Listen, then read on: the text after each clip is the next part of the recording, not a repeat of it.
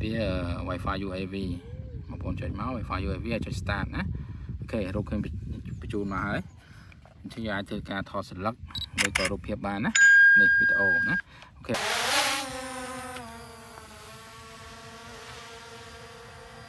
เลยนะrồi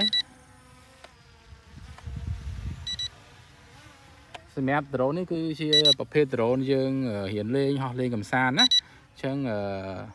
សម្រាប់តម្លៃវិញគឺ$30ណាអញ្ចឹងយើងទទួលបាន drone ដែលប្រើដោយ motor ធំបងប្អូនអាចយកវាយករៀនហោះលេងកំសាន្តណារៀនលេងអីណាដូចខ្ញុំពងបរោះនេះគឺវាអញ្ចឹងណាបញ្ជាក់បងប្អូនណា drone យើងរៀនលេងយកកន្លែងលេងไหนវាអញ្ចឹងណាជៀសវាងយើងយកលេងនៅកន្លែងចៀតបរោះបុកប៉ះអីណាខ្ញុំរីកមិនឲ្យកន្លែងវាអញ្ចឹងរៀនលេងទៅណាអស់លេងសប្បាយណាអូខេ